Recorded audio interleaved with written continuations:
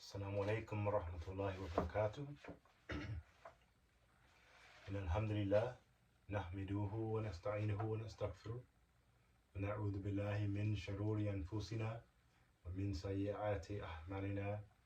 Man yahdihillahu fala mudilla lahu wa man yudlil fala hadiya lahu. Ashhadu an la ilaha illallah wahdahu la sharika lahu wa ashhadu anna Muhammadan abduhu wa rasuluh sallallahu alayhi wa sallam, amma ba'd. Alhamdulillah, welcome back for another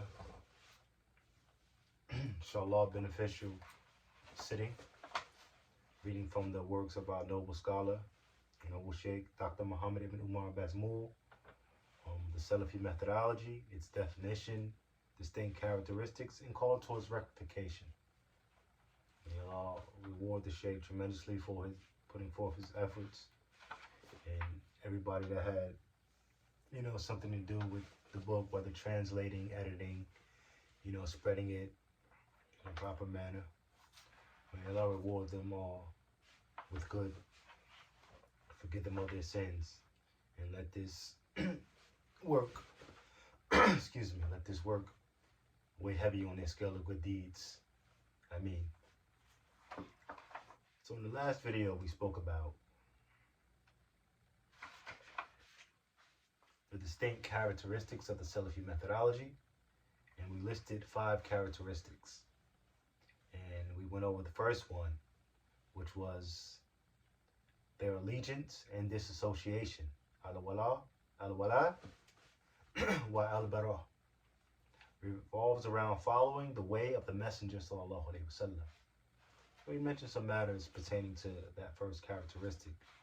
And today I would like to get to the second characteristic of the Salafi methodology. It's mentioned by Sheikh Muhammad ibn Umar Bazmul, Hafidhullah Ta'ala, the Mufti, Saudi Arabia. He says, in the second characteristic, of the Salafi methodology, their hallmark is that they follow the Sunnah, right? So their hallmark is that they follow the Sunnah of the Messenger of Allah sallallahu alaihi wasallam. Abu Muhammad ibn Abi Zayd al-Qayrawani, rahimahullah ta'ala, died 386 after the Hijrah, said while discussing the affairs of the religion that the Muslim nation has unanimously agreed upon in the aspects of the Sunnah that if opposed is considered innovation or bid'ah and misguidance. This requires total submittance to the Sunnah. It is not to be opposed by opinion or averted by way of analogy. The way the texts were interpreted by the righteous Salaf, then we interpret them in the same fashion. In whatever way they applied them, then we apply them in the same way. And whatever they abandoned, then we abandon. We refrain from what they refrain from, and we follow them in what they have explained. We imitate them and follow their interpretations and their opinions concerning the contemporary affairs. We do not leave their jama'ah,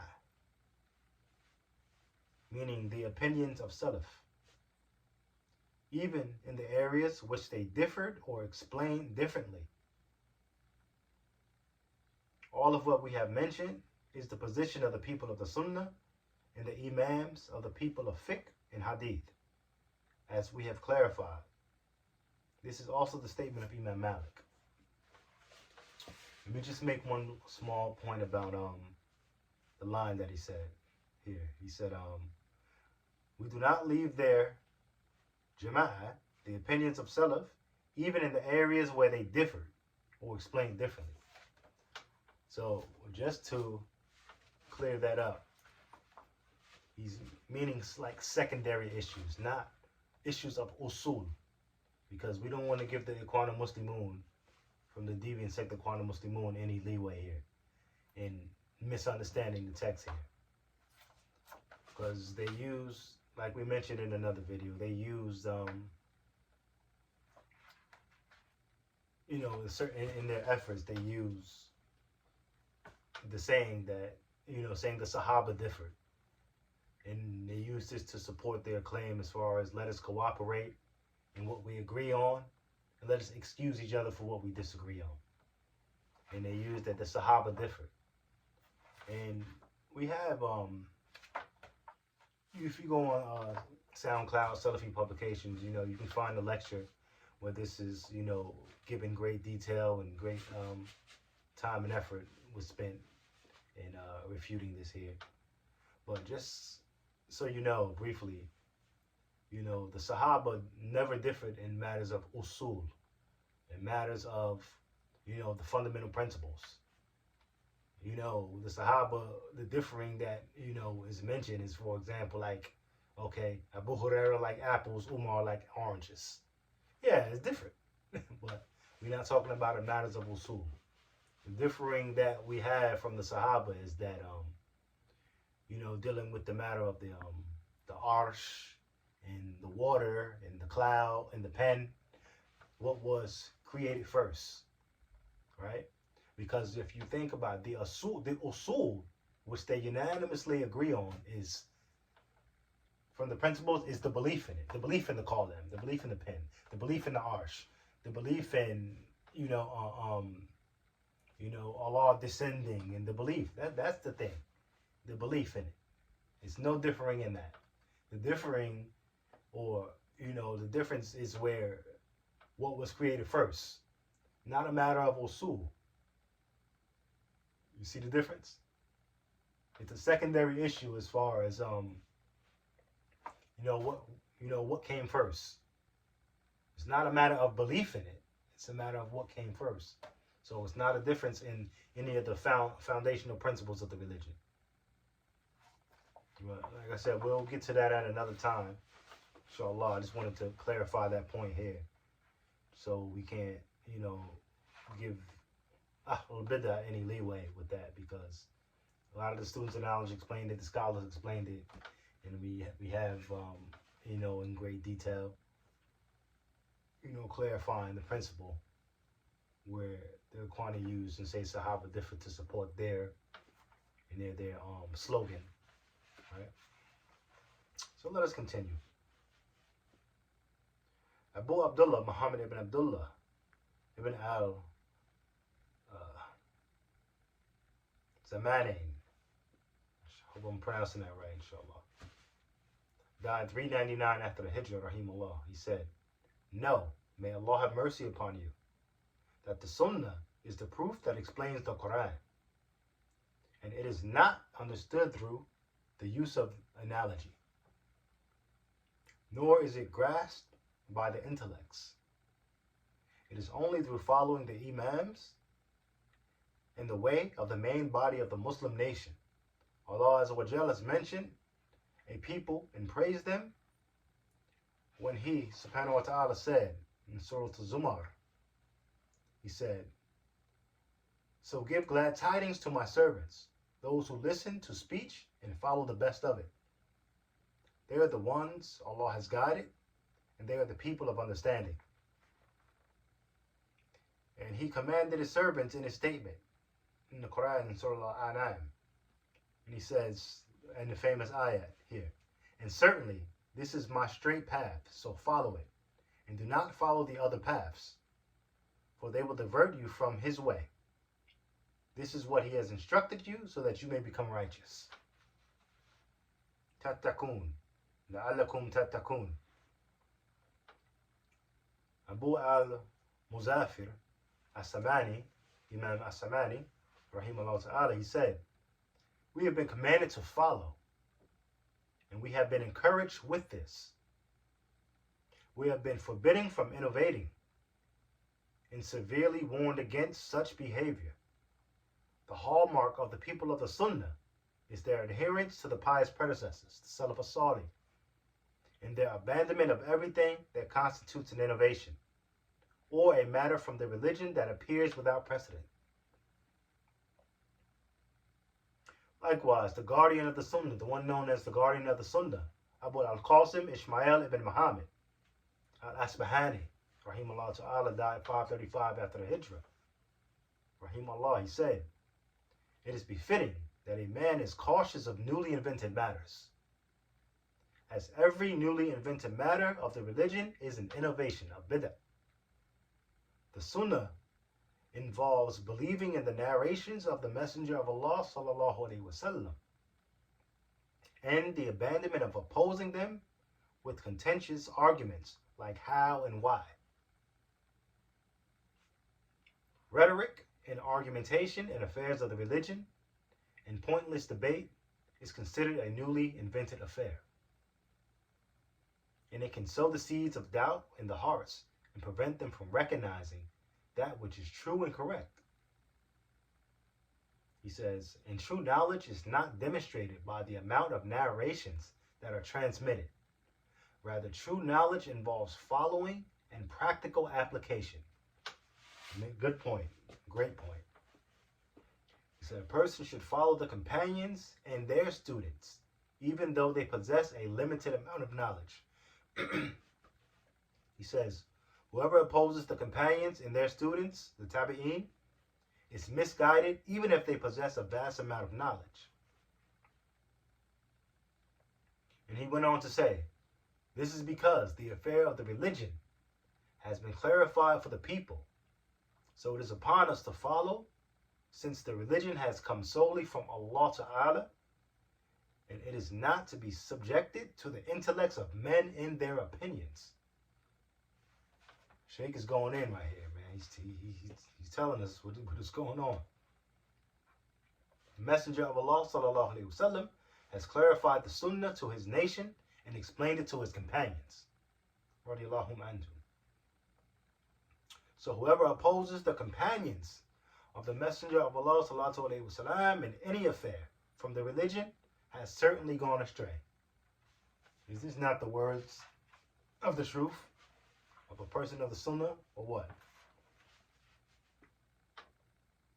They, the Salafis, do not have any secret organization, a president or leader, or an individual that is absolutely followed other than the Messenger of Allah, Muhammad ibn Abdullah sallallahu alaihi wasallam. They refer to the scholars who adhere to the book, the Quran, and the authentic Sunnah upon the understanding of the pious predecessors. They have no secret society. They have no pledge of allegiance. They have no hidden meetings. They have no undercover hierarchy, or anything similar to this. They do not hide anything from the Muslim leaders or from the general Muslim community. They do not have any secret chains of command, cells, or wings. Rather, they align themselves with the Muslim leaders in the general community of Muslims, as has been prescribed in the legislation of Allah subhanahu wa ta'ala, offering sincere advice inwardly and outwardly. With this type of behavior, they emulate the examples of the companions. May Allah be pleased with them all. Shaykh al-Islam Ibn Taymiyyah said, rahimahullah, he said, the Imams of the Muslims, such as Imam Malik, Imam Hamad ibn Zayd, Sufyan al-Thawri, and others, would only speak in unison with the legislation of the Messenger of Allah sallallahu alaihi wasallam, which consists of guidance and healing. Whoever does not possess knowledge of the path of the previous Muslims would substitute that which they are upon with something else. And this is the reason for the appearance of innovation in every nation. And the inevitable consequence of this is the disappearance of the Sunnah, the practice of the messengers amongst them. And this will result in destruction. This is why they used to say, holding fast to the Sunnah brings about salvation. Malik rahimahullah, he said, in his famous quote from Imam Malik, he said, the Sunnah is like the Ark of Noah. Whoever boards it is saved, and whoever abandons it is destroyed. And this is the truth. For indeed the Ark of Noah alayhi salam was only boarded by those who believed in the messengers and subsequently followed them. And whoever did not abort it, disbelieved in the messengers. As following the sunnah is following the message that has come from Allah subhanahu wa ta'ala. So the one who follows this is like the one who has boarded the ark along with Noah alayhi salam, both inwardly and outwardly. The one who decides not to follow the message is like the one who decided not to join the followers of Noah alayhi salam and refused to board the ark. This is also the case if the Muslim was to ponder over the positions held by the philosophers and the other nations who were upon misguidance and disbelief. They will find that the Quran and the Sunnah expose their true conditions, and that they also clarify their true reality and differentiate between the truth and falsehood of their state. And I want to leave you with this because this is a very important principle here. That their hallmark is that they follow the Sunnah. He continues, he says, the companions were the most knowledgeable of the creation concerning the book of Allah and the Sunnah, right? The companions. Just as they were the ones who struggled most against the disbelievers and the hypocrites. As Abdullah ibn Mas'ud, radiallahu anhu, he said, whoever from amongst you seeks to take an example, then let him take the example of those who have died. Indeed, those who are living are not immune from fitna, trials and temptation. Those were the companions of Muhammad sallallahu alaihi wasallam. They were those from this nation who possessed the purest of hearts, the greatest level of knowledge, and they were the least excessive. They are people whom Allah subhanahu wa ta'ala specifically chose to be companions of his prophet, and those who would establish his religion. So recognize their rights and cling to their guidance, for indeed they were all upon the guidance of the straight path. And you can find that, what I just read, in Al-Majmu' of Ibn Taymiyyah, rahimahullah ta'ala. And we're going to conclude the second characteristic of the Salafi methodology, being that the Salafi's hallmark is that they follow the Sunnah of Muhammad ibn Abdullah sallallahu alaihi wasallam. And we're going to end there on that note, inshallah, and pick up in the next video with the third characteristic. Third characteristic, just to give you an of what's to come, and this is a great one too.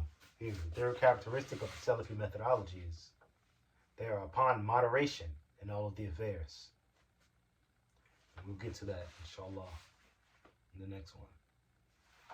Leave your questions, your comments, and I'll try to answer them as best as I can. If I'm unable to answer it with the proofs and evidences, I have access to those who can, inshallah ta'ala. Ya muqallib al-qulub thabbit qalbi ala dinika. O controller of hearts, keep our heart firm in your deen, in your religion. Subhanaka Allahumma wa bihamdika la ilaha illa anta astaghfiruka wa atubu ilayk. Assalamu alaikum rahmatullahi wa barakatuh.